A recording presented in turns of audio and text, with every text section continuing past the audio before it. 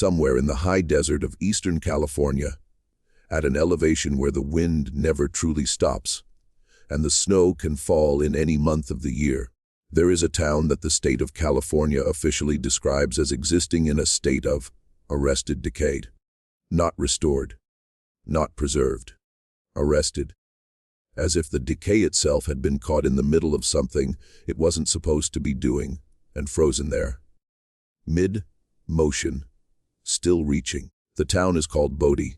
Between the years of 1877 and 1882, it was home to somewhere between 7,000 and 10,000 people, depending on which census taker you trusted. The census takers in Bodie, however, did not always last long enough to finish their counts. In those 5 years, the Bodie morgue processed more bodies per capita than any other settlement in California. The town had 1 church and 65 saloons. It had a red light district that operated 24 hours a day. It had a Chinatown, a Maiden Lane, a brewery, a slaughterhouse, and a bank vault that was robbed so many times the lock was eventually welded shut rather than replaced.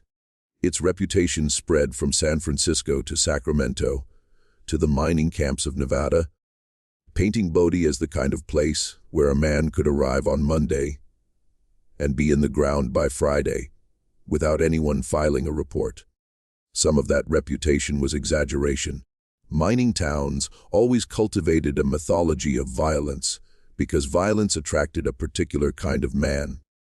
And those men spent money. But some of it. The parts that weren't written in the newspapers.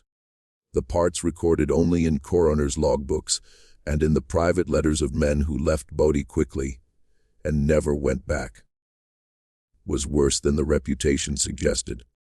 There were things that happened in Bodie that the official record buried, not because they were unimportant, but because they were inconvenient. Things that connected men of influence in ways they could not afford to have connected. What we know today about Bodie is largely what was permitted to survive. Before we continue with the story of Bodie and what it actually cost to build, break and bury, take a moment right now to subscribe to Bear's Liturgy of Fear. Hit the notification bell so you never miss an episode. While you're there, drop a comment telling us what state or city you're listening from.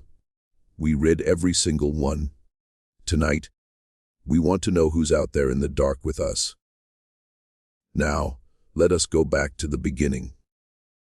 Not the beginning that appears in the tourist brochures, but the real one. The one that started not with gold, but with a man named Waterman Bodie, a blizzard, and a decision that should never have been made. The eastern Sierra Nevada in the late 1850s was not a place that invited settlement. The mountains rise abruptly from the Great Basin, and the terrain between them, the high desert valleys, the alkali flats, the volcanic tablelands, has a quality of hostility that early settlers often described not as dangerous, but as indifferent. The land didn't want to kill you. It simply didn't care whether you lived or died. In that indifference, it killed many. The elevation at which Bodie would eventually sit, 300 feet above sea level, in the volcanic highlands east of the main Sierra Nevada crest, meant that the seasons there were not the seasons that men from the eastern states or the European continent recognized. Winter arrived not in December, but in October, sometimes in September. It did not depart until May, sometimes June. Snow did not come gently. It came sideways, driven by winds that had crossed hundreds of miles of open desert, before arriving at the highlands with nothing left to stop them. The temperature in January could fall to 30 below zero Fahrenheit before accounting for the wind. There was no shelter in the landscape itself, no deep forests, no sheltering valleys. The terrain was high, flat, and open. Whatever lived or tried to live on it did so in full exposure to whatever the sky decided to do. The Paiute people had lived in that region for centuries and understood its rhythms. Where water could be found in summer, where game moved in winter. How to read the sky when the temperature dropped 40 degrees in an afternoon without warning. They called the volcanic highlands east of the Sierra by names that translated roughly to the place of difficult passage and where the wind has no mercy. These were not poetic designations. They were practical ones. The Paiute moved through this country with the knowledge of people who had learned over many generations which parts of it could sustain life and which parts could not, and on what schedule and at what cost. They knew, for instance, that the highland basin where Bodie would eventually stand was not a place to winter. They knew it because their ancestors had tried, and the ancestors had told their descendants what trying had cost. The men who arrived in the 1850s looking for gold did not speak Paiute, and most of them would not have listened if they had. To William Bodie, the man whose name would eventually, through misspelling and misremembering, become the name of one of California's most notorious towns, arrived in the Mono Lake region in the summer of 1859. He was a prospector from Poughkeepsie, New York, which is to say he was a man who had spent most of his adult life chasing something just over the next ridge. He had been in California since 1849, following the original rush, and by 1859 he was 41 years old, trail, worn and running low on both capital and patience. He had tried the rivers of the Mother Lode, the gravel bars of the American River, the Feather River, and the Trinity. He had worked for wages in the hydraulic operations of the Northern Sierra and saved enough to strike out on his own again, and then lost that saving in a claim that yielded nothing, and started again. Men like Bodie were the majority of the California mining population by the late 1850s, not the ones who had struck it rich in '49 and become legends, but the ones who had followed the legend and found only the diminishing returns of a rush that was already past its peak. They were patient in the way that men become patient when their alternatives are worse. He had partners, as most prospectors did, men whose names the historical record treated with less care than it treated bodies. One was a man called Black Taylor, who may or may not have been born into slavery and freed before reaching California, depending on which account you trusted. Another was a French-Canadian whose name appears in some records as Doré and in others simply as the Frenchman. Both men were experienced in the rough mechanics of high country prospecting, placer panning in summer streams, assessment of quartz outcroppings, and the calculation of whether a promising sign justified the cost and labor of following it deeper. In late July of 1859, Bodie, Taylor, and Doré discovered placer gold in a ravine in the highlands about 80 miles north of Mono Lake. The amount was not spectacular, enough to confirm the presence of a vein, not enough to make anyone immediately rich. But in the exhausted arithmetic of late-stage California prospecting, it was enough to matter. The color they found in the pan was consistent. The rock formation suggested something below the surface that the surface samples couldn't fully reveal. It was, in the language of the trade, of showing a reason to look further. Bodie recorded the claim, sent word south, and began making plans.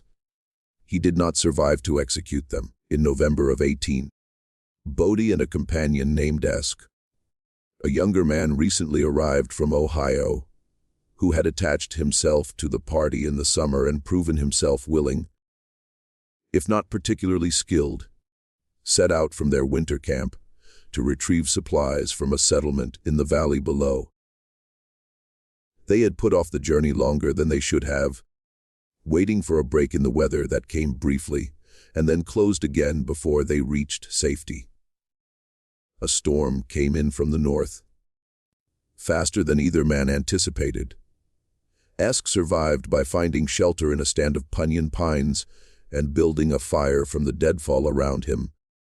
feeding it through the night while the wind brought the temperature down to levels that made breathing painful. Bodie did not. He was found the following spring, frozen, less than half a mile from camp. He had made it nearly far enough. The camp was visible from where they found him, a fact that everyone who subsequently told the story noted, because it had the quality of things that are true and terrible, rather than simply terrible. He was buried near the discovery site in an unmarked grave. His partners misspelled his name in the claim documents. Whether by accident or carelessness, it had the same effect as intention. The place became Bodie rather than Bodie. A slight and meaningless distortion that somehow felt appropriate for a town that would spend the next 20 years distorting everything it touched. For almost 2 decades after Bodie's death, the claims in the Highlands changed hands multiple times without yielding anything significant. Small operations came and went. Men staked, dug, gave up, and moved on. The land around the original discovery site remained largely unworked, its deeper veins untouched, sitting quietly beneath a few feet of volcanic soil, while the men who might have found it chose easier country. The winters drove most operators out.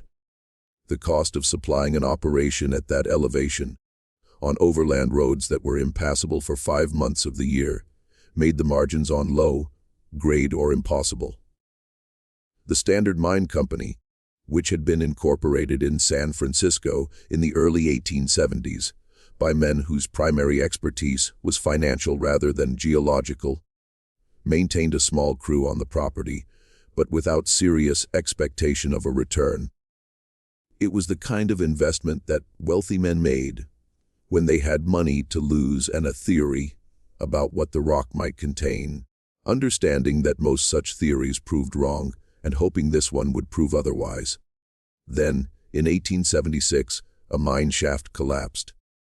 The Standard Mine's operations had included, in the years before the collapse, a series of exploratory shafts driven into the hillside at various angles and depths, following what the company's geological advisor, a man from San Francisco who visited twice a year and spent the rest of his time in an office, believed were the most promising structural indicators. One of those shafts, the eastern one, had been driven deeper than the others, deeper than the budget had originally authorized, because the foreman on site, a practical man named Gideon Fahey from Ohio, who had 30 years of mining experience and no interest in the financial theories of men in San Francisco offices, had a feeling. The feeling was based on the color of the rock, the angle of the quartz intrusions, and the way the temperature dropped as you went deeper, which experienced miners used as an indicator of particular geological conditions associated in that part of the Sierra with high-grade ore. Fahey's feeling turned out to be correct. The collapse of the eastern shaft in the autumn of 1876, a collapse that killed 2 men, a fact noted in the company's records and not dwelled upon, exposed in the rubble a vein of gold-bearing quartz that assayed values that made the company's owners go pale when they read the report. Not pale with fear, pale with the particular shock of sudden, almost incomprehensible wealth. The assay numbers were checked twice, because numbers like that were the kind of thing that happened in stories, not in the accounts of working mines in the California high desert. The numbers were confirmed. By the spring of 1877, the word was out, and the men began to arrive, too. In 1878, Bodie had a population of somewhere between 4,000 and 6,000 people, and that number was growing by hundreds per month. The Standard Mine and the Bodie Mine were producing ore at rates that justified every superlative the San Francisco papers could manufacture.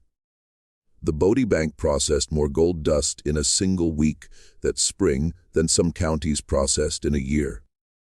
The town's commercial district on Main Street extended nearly half a mile, with wooden storefronts pressed so tightly together that a fire at one end would have consumed everything before a man could run to the other. They had 2 fires in 1878, neither of them was the last.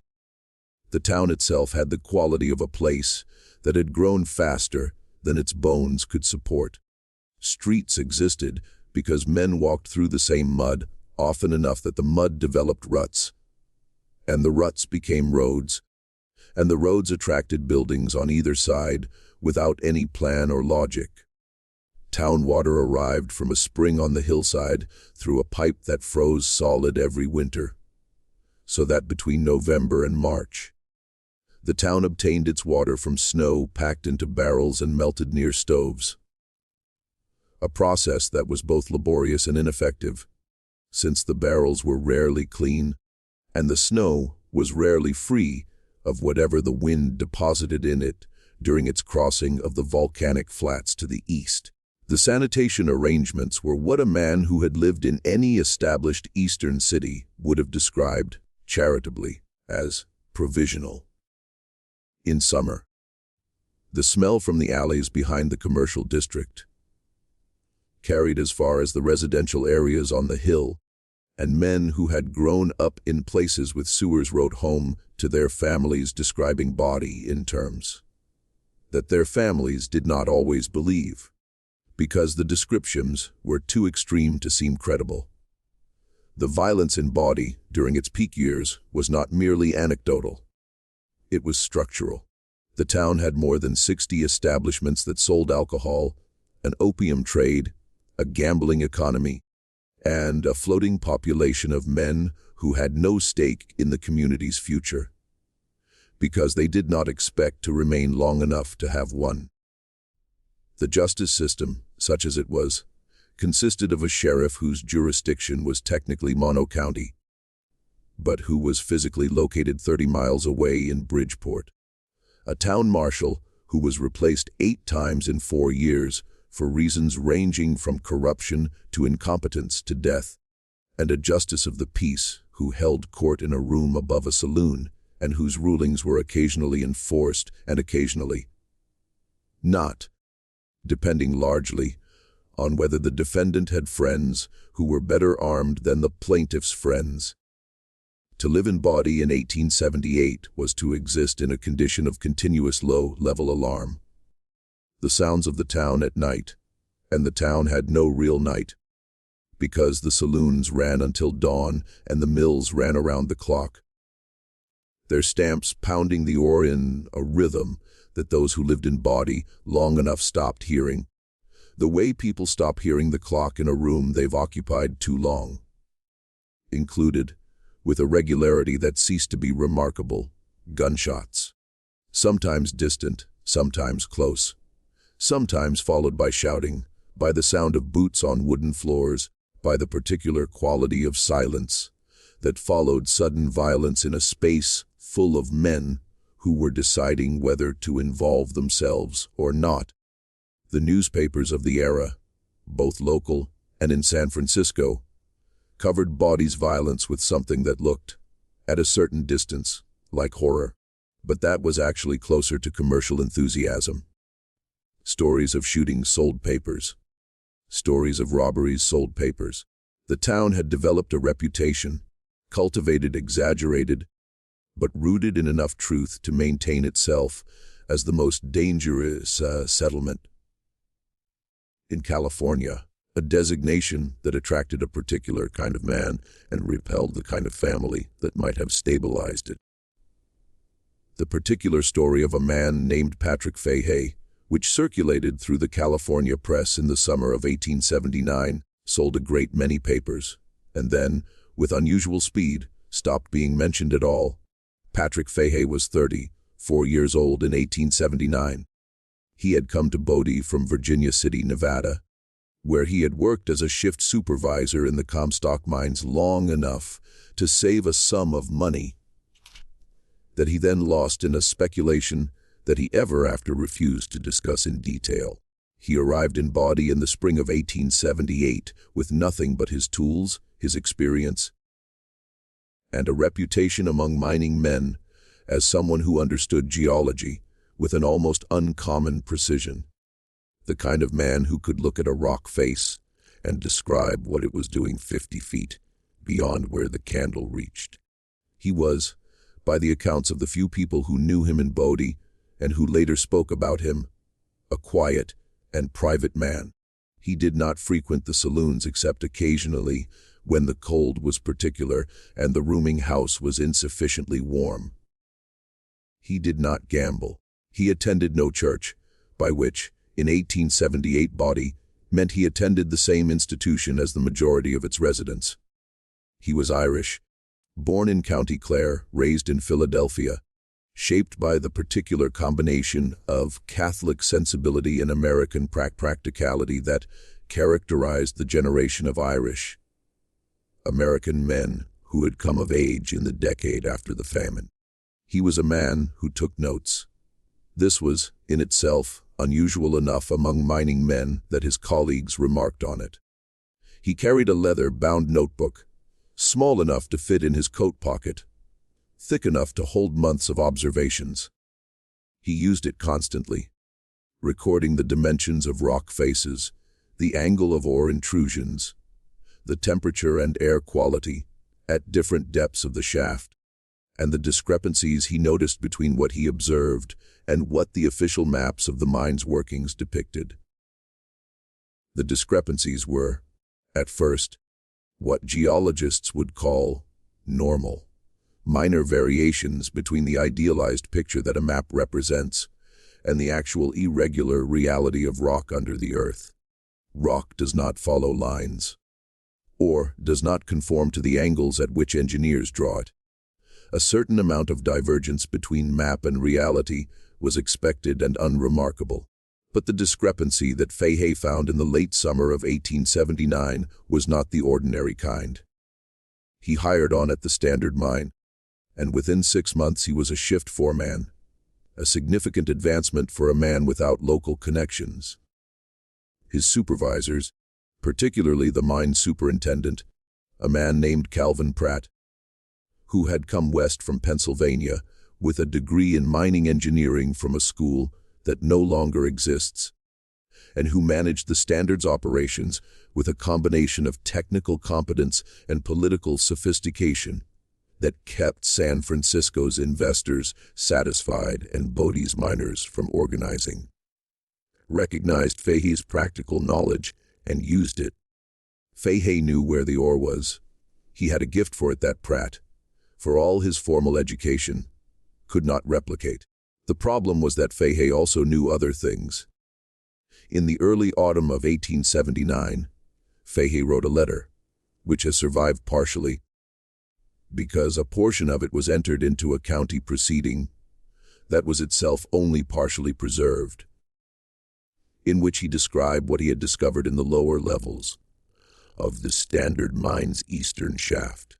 He did not describe it clearly, which may have been deliberate caution, or may simply reflect the fact that he did not yet fully understand what he had found. But what he described, in the language of a man who chose his words with the deliberateness of someone who understood they might be read by hostile eyes, was evidence that ore samples from a particular section of the mine had been systematically underreported.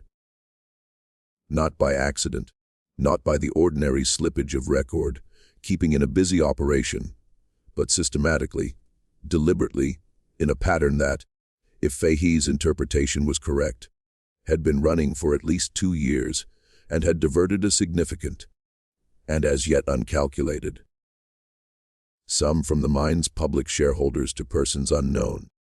The letter was addressed to a lawyer in San Francisco named Emmett Corcoran, who represented a consortium of investors who held shares in the Standard Mine. Corcoran received it. We know this because he later said so in a deposition. But he did not immediately act on it. His explanation for the delay was that he wanted to verify the claims before bringing them to his clients. Patrick Fahey did not give him time to verify anything. On the night of October 14, 1879, Fahey was found dead in the alley behind the Occidental Hotel on Main Street. The alley was one of the narrow service passages that ran behind the commercial buildings, used during the day by delivery men and at night by men who preferred not to use the front entrance of establishments whose front entrances implied a kind of public commitment they were not prepared to make. It was dark. The town had no gas lighting in the alleys, and the light from the saloon windows on Main Street did not reach around the corners. The cold that night was the particular cold of an October in the eastern Sierra, which sits in the lungs differently than the cold of lower elevations.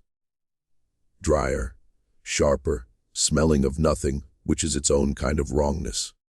The official finding was that he had been shot during a robbery. His wallet and his watch were missing. The town marshal at the time, a man named Rufus Strand, opened an inquiry, but that inquiry produced no arrests and was formally closed within 3 weeks. The San Francisco papers ran the story for 2 days, then they ran nothing.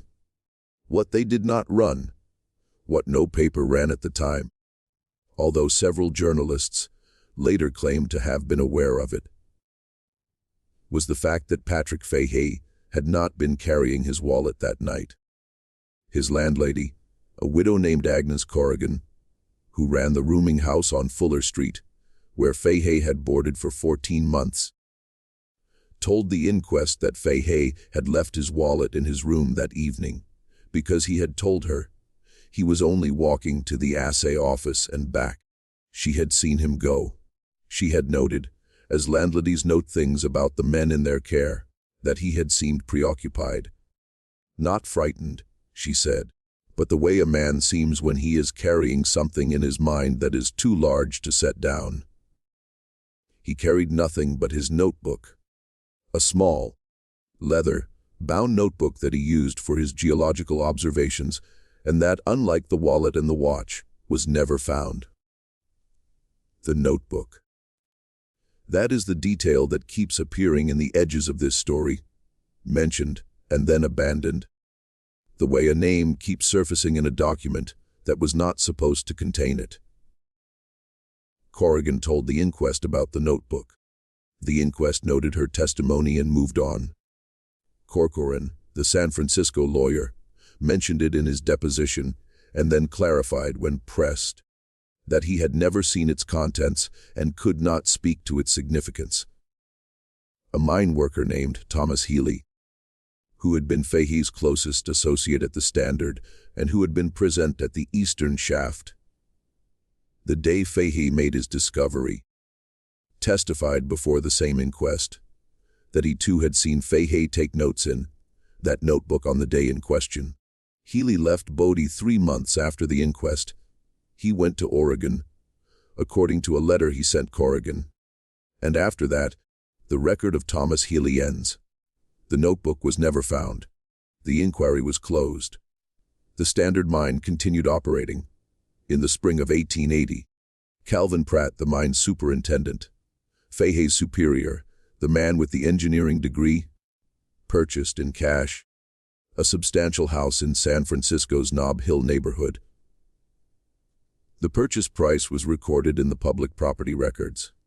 It was a number that did not align easily with a superintendent's salary, even a generous one.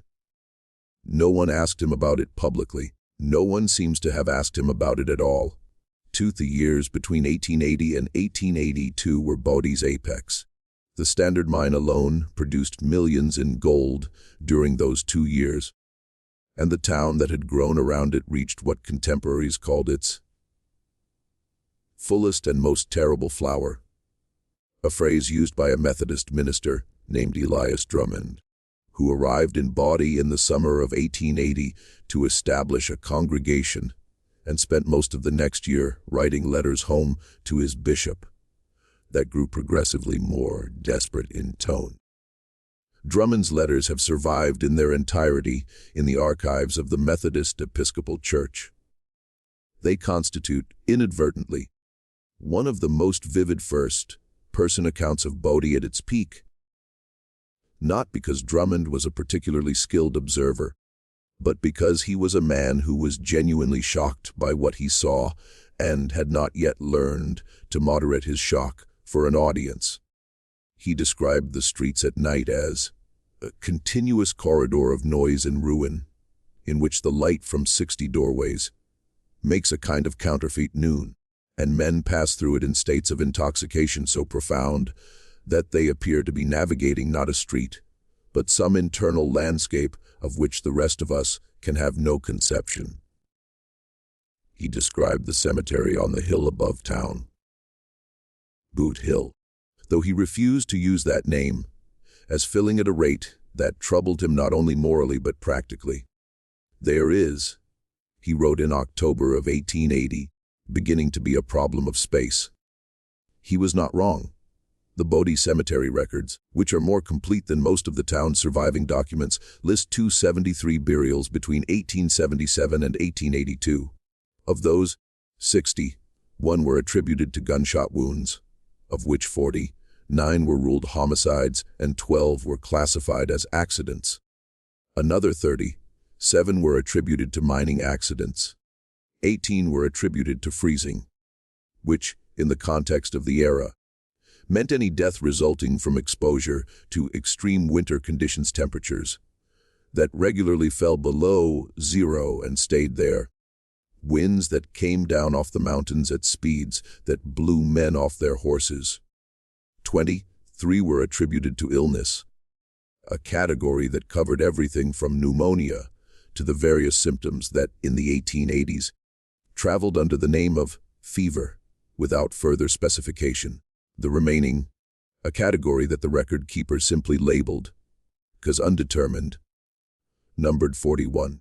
41 people buried in Bodie between 1877 and 1882, whose cause of death was listed as undetermined, in a town where the coroner was also the town dentist and the town's most active gambling parlor operator, and where the coroner's official seal appears on documents that sometimes contradict each other in their descriptions of the same event. Undetermined could mean many things. It could mean what it said. It could mean the death had been determined, but the determination was inconvenient. It could mean that no one with authority had looked carefully enough to form an opinion. 2. Among the 40, one was a man named Dario Lucetti. Lucetti was Italian, born in the Piedmont region, arrived in California in 1875, spent 2 years working in hydraulic mining operations in the northern Sierra, before coming south to Bodie in 1877. He was a laborer, not a skilled miner, which meant he did the physical work of breaking and hauling rock, rather than the technical work of assessing and directing it.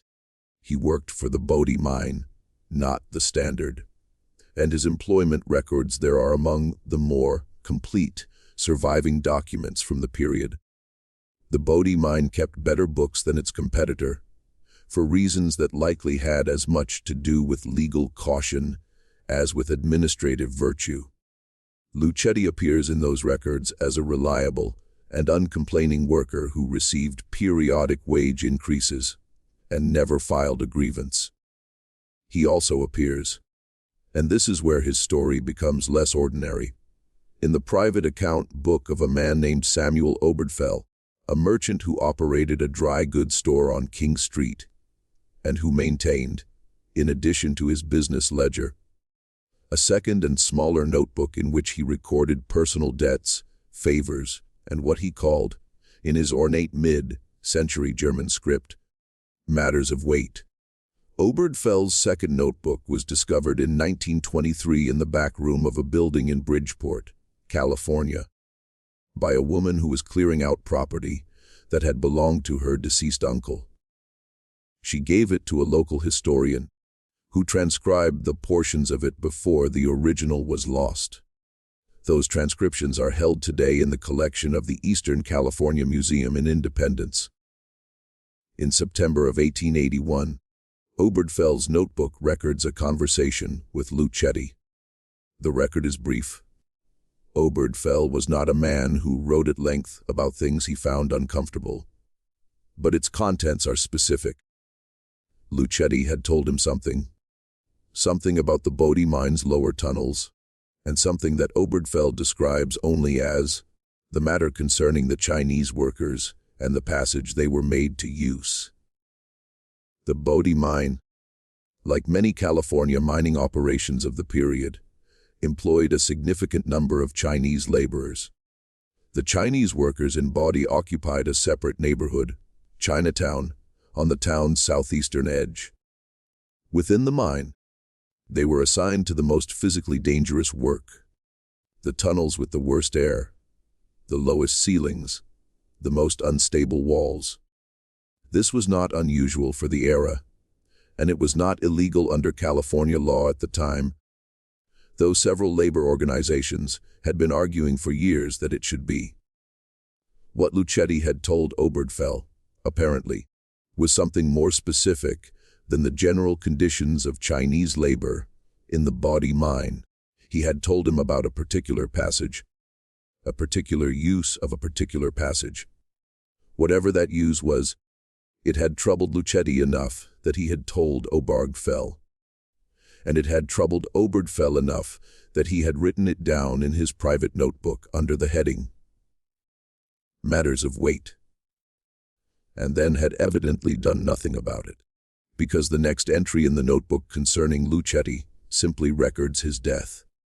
Dario Luchetti was found dead on the morning of March 3, 1882, at the bottom of a shaft in the Bodie mine's eastern section. The shaft was one he was not assigned to work. The foreman's report states that he must have wandered into the area by accident in the pre-dawn darkness. The shift began before sunrise in winter and fallen. The depth of the shaft was sufficient to ensure that the fall itself was the cause of death. The coroner's determination was accidental death. It was recorded as undetermined in the cemetery records, which may indicate a clerical error or may indicate something else. But the discrepancy was never investigated. Obergefell noted it in his private book. He wrote, "Luchetti is dead. The matter he described is now, I think, beyond my ability to pursue. I will say no more of it here. He never did." The decline of Bodie did not happen all at once.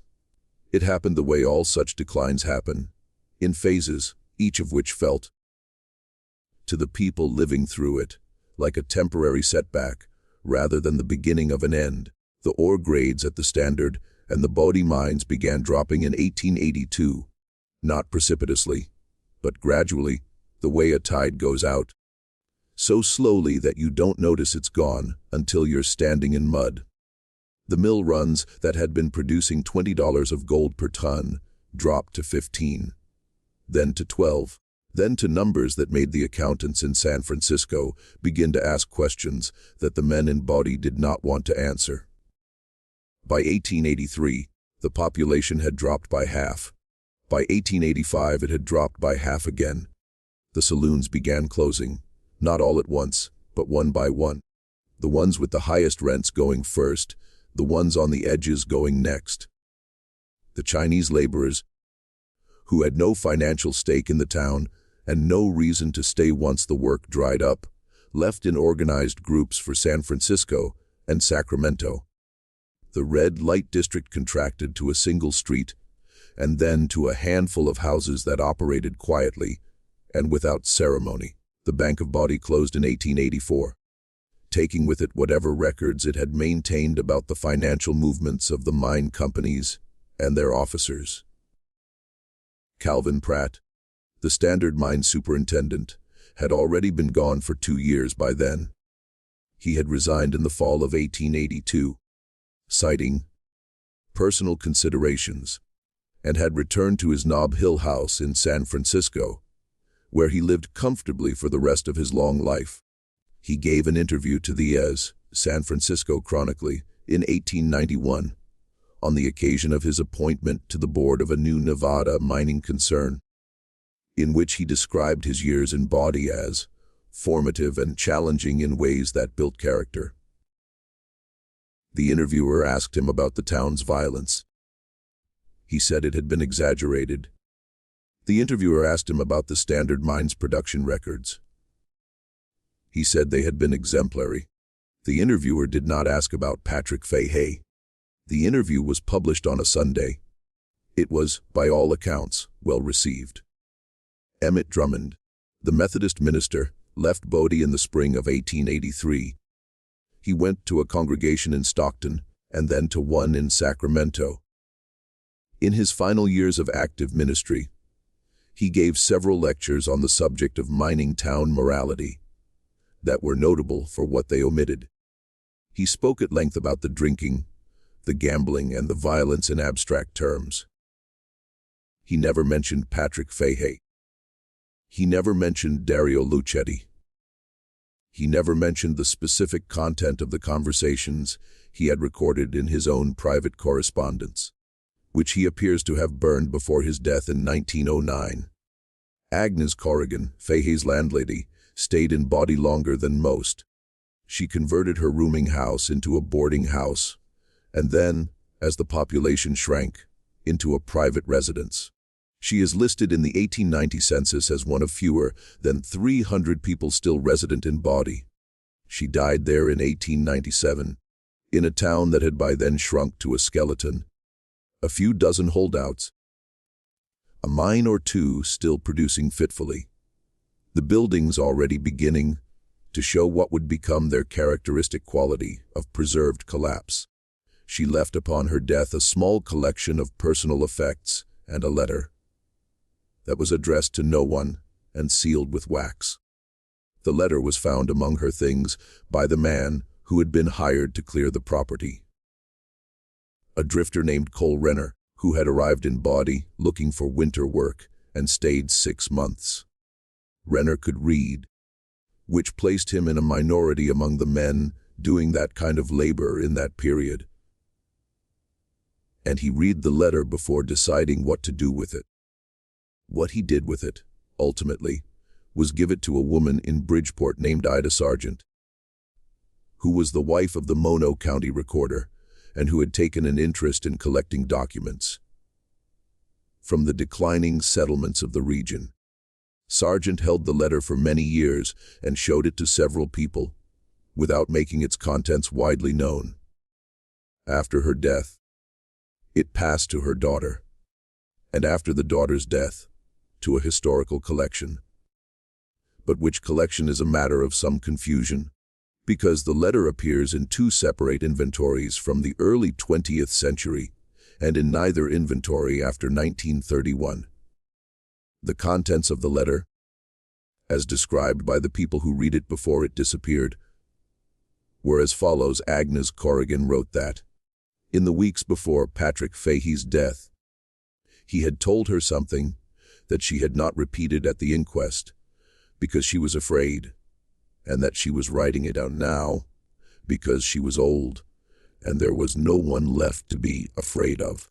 Fahey, she wrote, had found in the lower levels of the Standard Mine's eastern shaft a secondary passage, unmarked, not appearing on any official map of the mine's workings, that connected to a section of the mine's infrastructure that was designated on internal company documents as an ore processing auxiliary.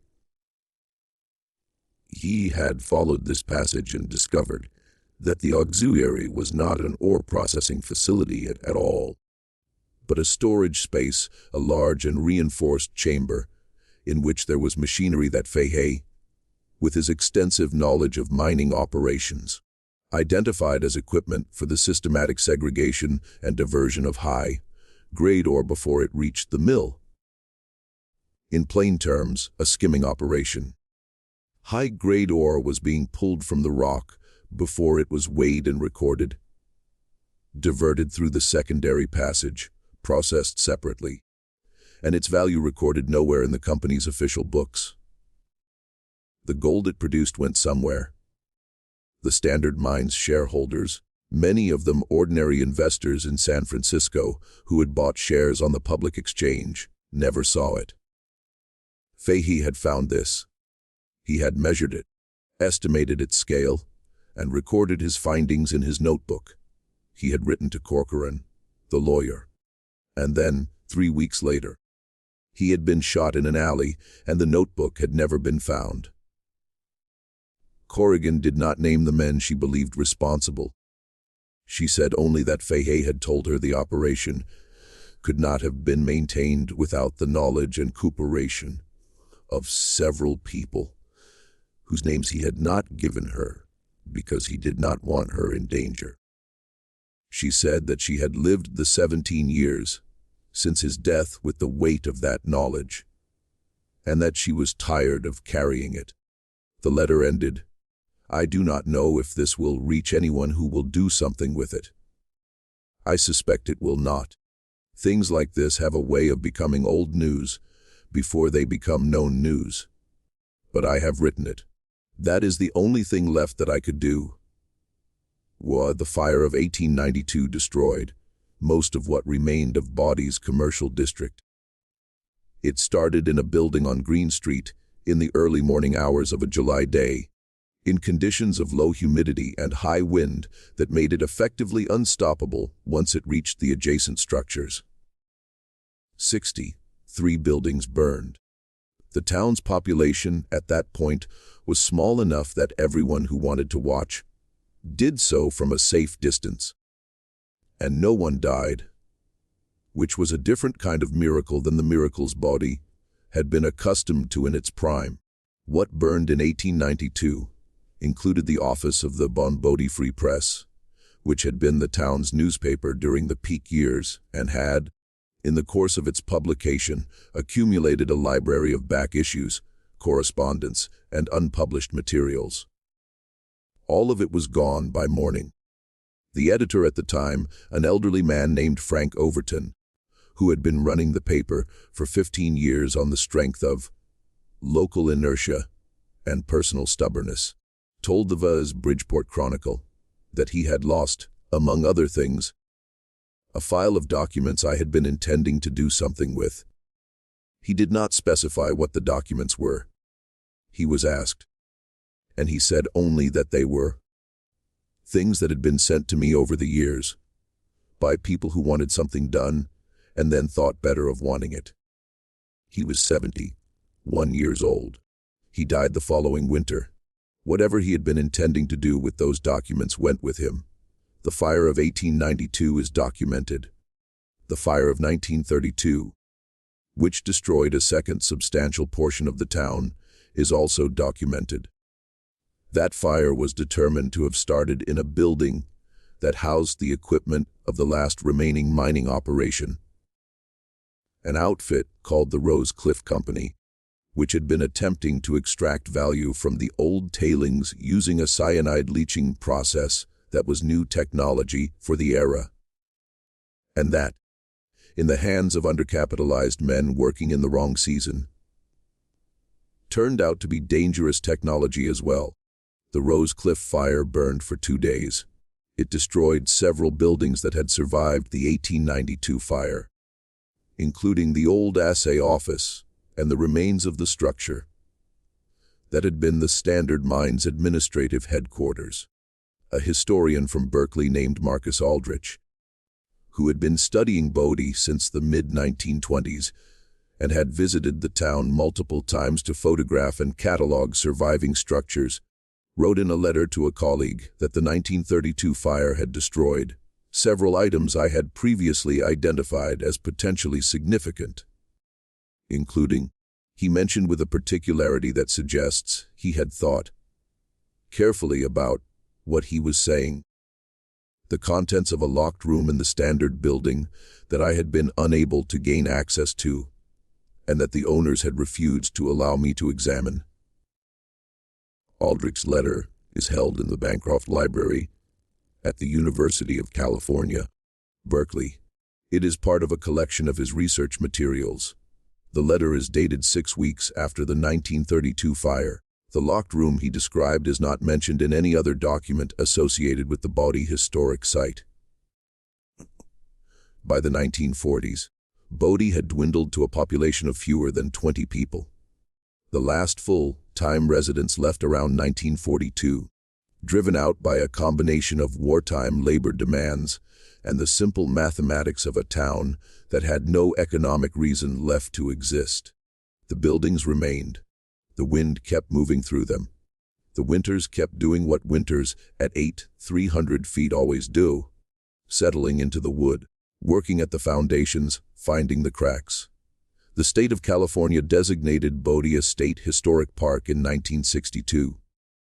The official designation uses the phrase, arrested decay, to describe the preservation philosophy, which means the buildings are maintained in the condition they were found, allowed to continue their slow deterioration without restoration, stabilized against collapse, but not renewed.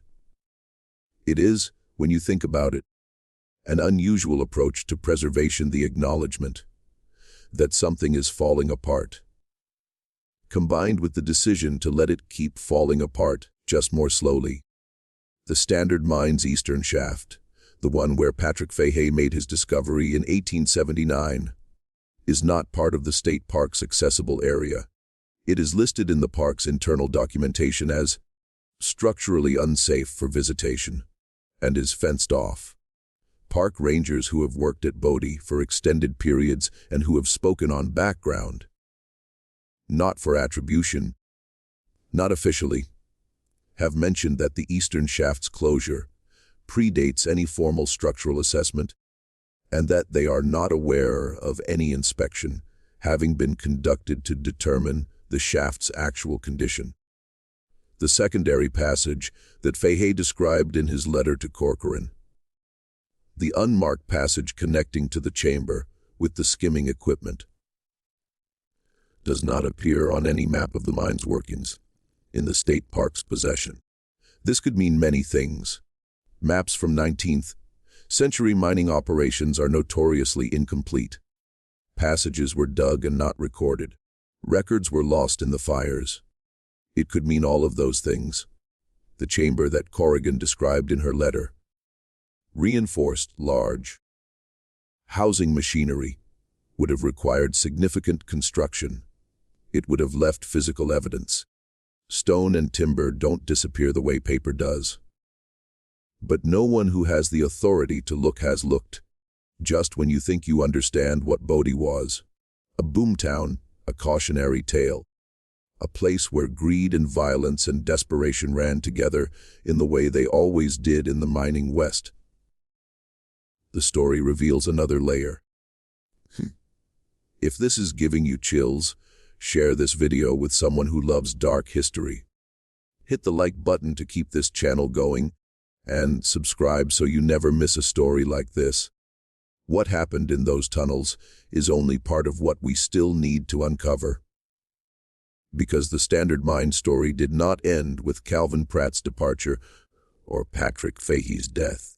It had a coda, and the coda involves a man who came to Bodie in 1938, nearly 60 years after Fahey's murder, and who left without publishing what he found, and who, when asked about it in the final years of his life, gave answers that were never quite answers. His name was Bernard Holt, and he was a journalist from Sacramento. Not a famous one, not the kind whose name appears in histories of the profession, but the kind who spent 30 years writing for regional papers and knew how to find a story, and knew also when a story was bigger than he was. He came to Bodie in the summer of 1938 as part of a project his paper had commissioned on the ghost towns of the California interior, and he spent 3 weeks there, longer than the assignment required, staying in a tent at the edge of the town site, because the buildings were already considered unsafe for habitation. What he did during those 3 weeks we know primarily from 2 sources: the article he published, which was thorough and accomplished and said nothing remarkable, and a notebook he kept, which was not published and which was found among his papers when he died in 1971. His daughter, in settling his estate, found the notebook and read it. Because she was a careful woman who had grown up watching her father choose his words, she recognized that it was different from his other notebooks, more careful, more deliberate, written, she later said, as if he thought someone might eventually read it who wasn't supposed to. Holt had found the secondary passage. Not the passage itself. The physical shaft had partially collapsed by 1938, and the section Fahey had accessed was inaccessible. But Holt had found something else. A set of documents wedged into the wall of the Standard Mine's old administrative office, behind a section of paneling that had partially detached. The documents were damaged by moisture and age, but legible in their substance. They were internal company memoranda, written in the 1880s, discussing what the writer, whose identity Holt says he could not definitively establish, but who was almost certainly the mine superintendent, based on the authority the writer claimed, called the secondary accounting. The secondary accounting was exactly what Corrigan's letter had suggested Fahey had found. A parallel record of ore extraction and processing, maintained separately from the official books, recording the movement of high-grade material from the eastern shaft through an unmarked passage to a separate processing facility. The memoranda were not confessional. They were administrative. They discussed quantities, schedules, and personnel arrangements. They discussed the men who operated the secondary facility and what they were paid for their silence. They discussed what happened when the arrangement was threatened. They did not use Patrick Fahey's name. They used a construction that Holt, in his notebook, transcribed with a directness that suggests he had no doubt about its meaning. The matter of the employee who had been conducting unauthorized surveys of the eastern section. And, in a subsequent document, the resolution of the employee matter. The resolution, as if Fahey's death were a budget line, as if a man's murder were an administrative outcome. Holt's notebook records that he spent 2 days after finding the documents in a state of what he called something between fear and calculation. He was aware, he wrote this explicitly, that the men who had authorized the resolution were dead. Pratt had died in 1914. The other names that appeared in the documents, the men who had managed the secondary operation on the ground, had died in the years between. There was no living criminal to expose. There was no case to make to a prosecutor. There was only the history, the fact of what had happened, the mechanism by which a man had been killed and his discovery buried, the 40 years during which the Standard Mining Company had continued to operate and its officers had continued to prosper, and the shareholders who had been defrauded had never known they were being defrauded. What Holt calculated in those 2 days was whether publishing that history served a purpose proportionate to the risks of publishing it. The men were dead, but they had families. The Standard Mine had been absorbed into other entities, which had been absorbed into others still, in the way that mining concerns always moved capital through successive corporate containers.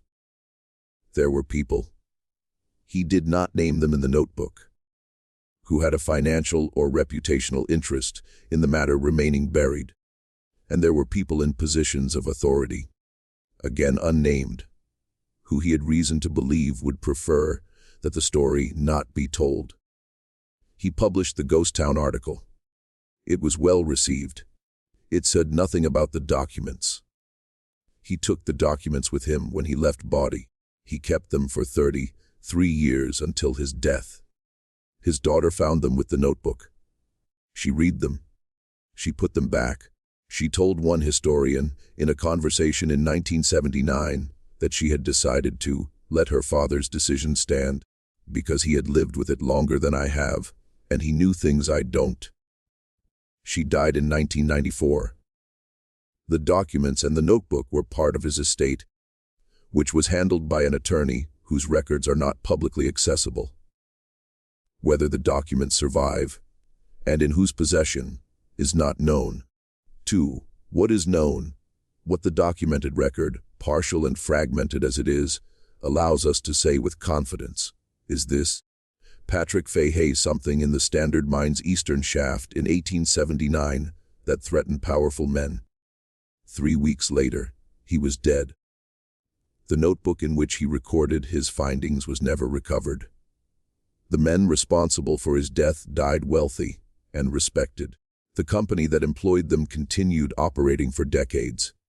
The fires of 1892 and 1932 destroyed much of what remained of the administrative record.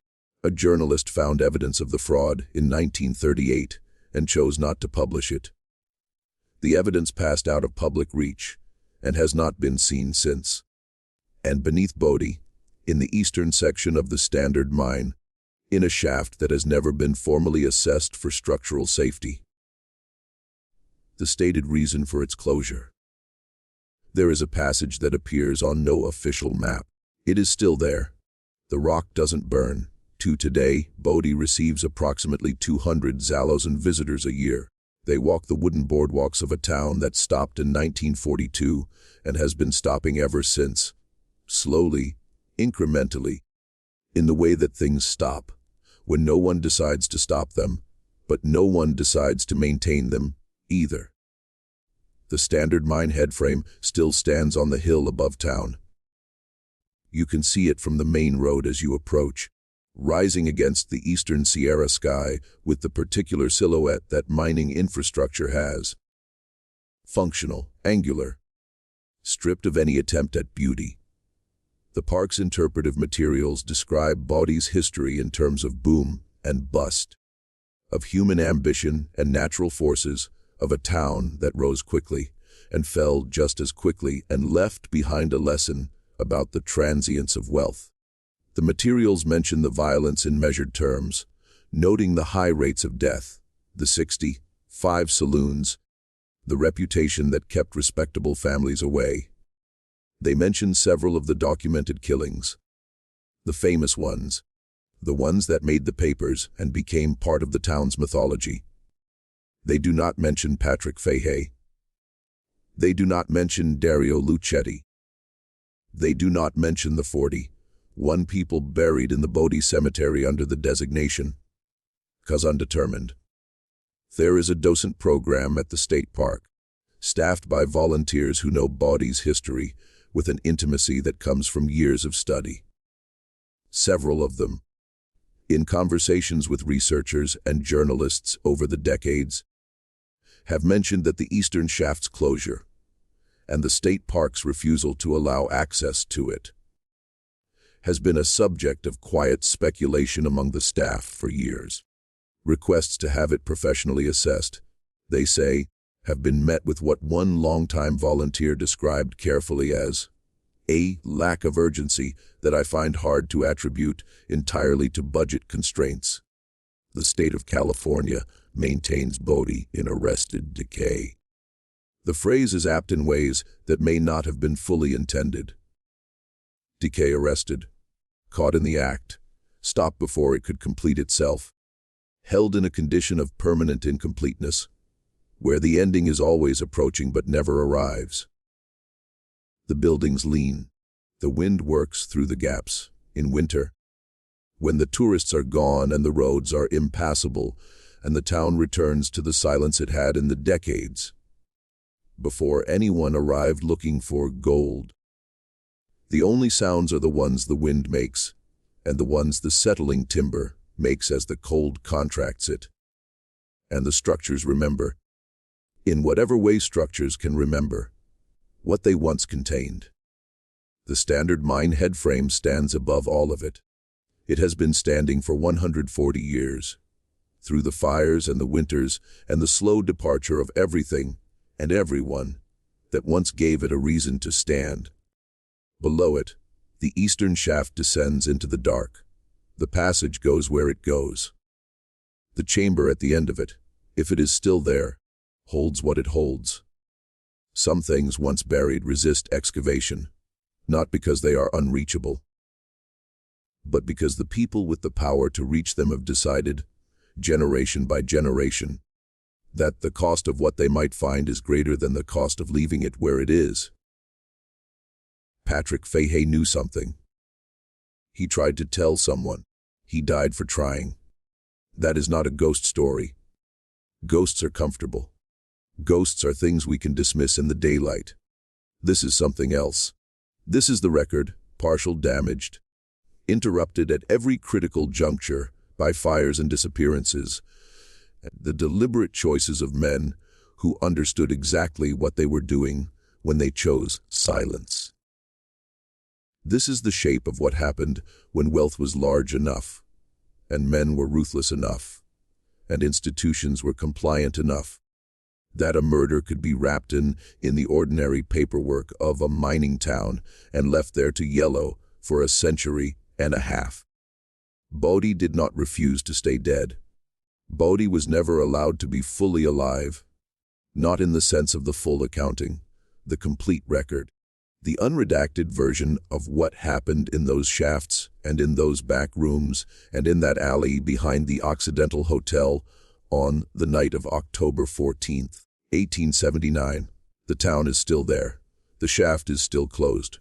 The passage appears on no map, and somewhere, in a collection, in an estate, in a box, in a room that no one has opened since 1994, there are documents that a man spent 3 years deciding not to publish, and a notebook in which he wrote down everything he found and everything he feared.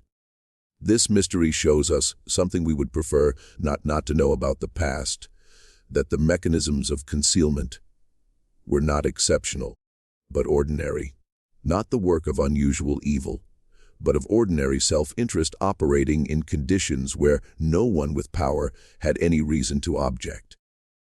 What do you think really happened in that eastern shaft? Do you believe everything about Bodie has been told? Or is there a version of this story that no one has been permitted to tell? Leave your comment below. If you enjoyed this and want more stories like it. Stories where the horror is real, because the people were real, and the choices they made were the choices that people actually make. Subscribe, hit the notification bell, and share this with someone who thinks they know American history.